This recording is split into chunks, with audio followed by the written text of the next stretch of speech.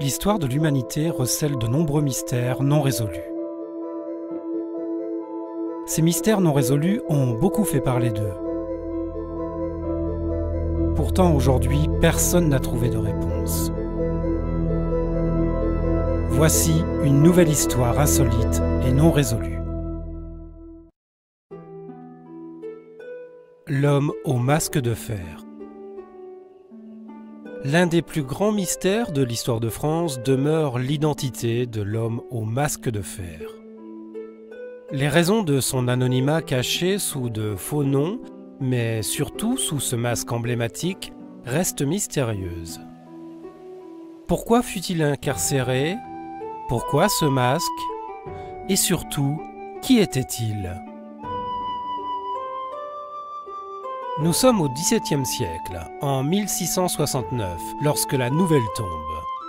Des bruits courent sur l'existence d'un mystérieux prisonnier dont l'identité reste inconnue et qui aurait été enfermé sur l'ordre du roi Louis XIV.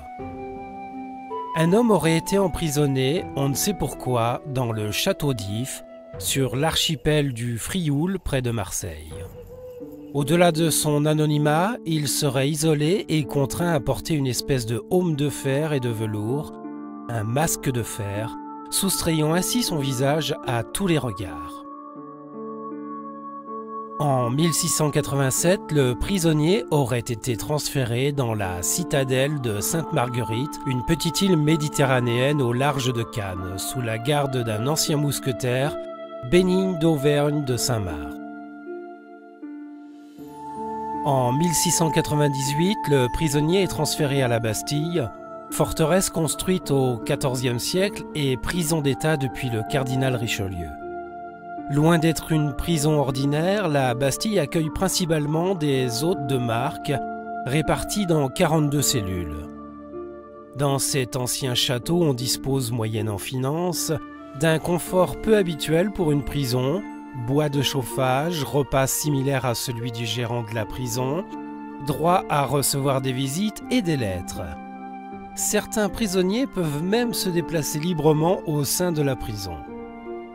Mais ce n'est pas le cas de notre prisonnier qui doit rester à l'écart, porter son masque en permanence et ne doit avoir aucune conversation avec quiconque, sauf avec son geôlier, Bénigne de Saint-Marc. Au cours des ans, le mystère plane, les spéculations sont nombreuses. L'homme au masque de fer est entouré de nombreux mythes et fascine aussi bien les historiens acharnés que les curieux. Il faut dire qu'à cette époque, les prisonniers porteurs d'un secret d'État devaient porter un masque de velours et de fer et avaient pour consigne de ne jamais révéler leur identité. Les hypothèses vont bon train et ne cessent d'exciter les imaginations. L'homme au masque de fer serait un enfant illégitime du roi. On dit aussi qu'il serait l'amant de la reine. D'autres voient en lui un opposant politique ou encore un valet qui en savait trop. Certains pensent aussi avoir démasqué d'Artagnan, voire même Molière. Non pas mort, mais arrêté après sa dernière représentation du Malade imaginaire.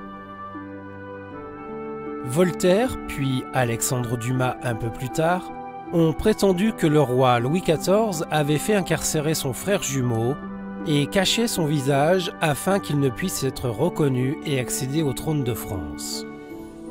Nombreux sont les auteurs ayant avancé les théories les plus insolites. Des historiens se sont depuis attachés à démêler le vrai du faux. L'une des théories retenues semble aujourd'hui faire l'unanimité. Cette théorie est la suivante. Emprisonné en 1669, un valet du nom d'Eustache d'Auger pourrait être l'homme au masque de fer. Ce dernier aurait eu accès à des secrets d'État et été témoin de conversations entre Louis XIV et Charles II, le roi d'Angleterre. Mais qui était Eustache d'Auger ?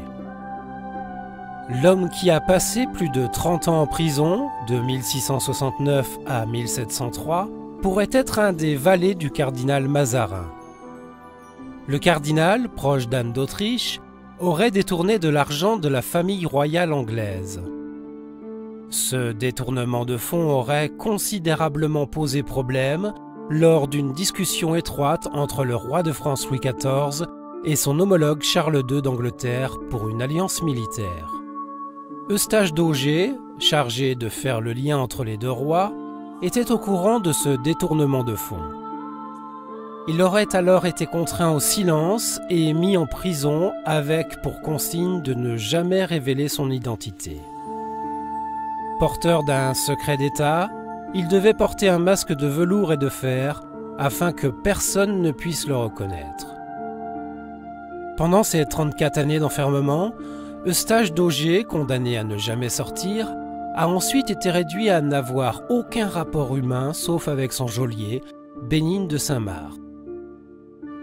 S'il devait voir un médecin ou un prêtre, ou toute autre personne, il devait alors porter son précieux masque. On ignore pourtant encore, plus de 300 ans après, l'identité véritable de celui qui est devenu célèbre sous le nom de l'homme au masque de fer.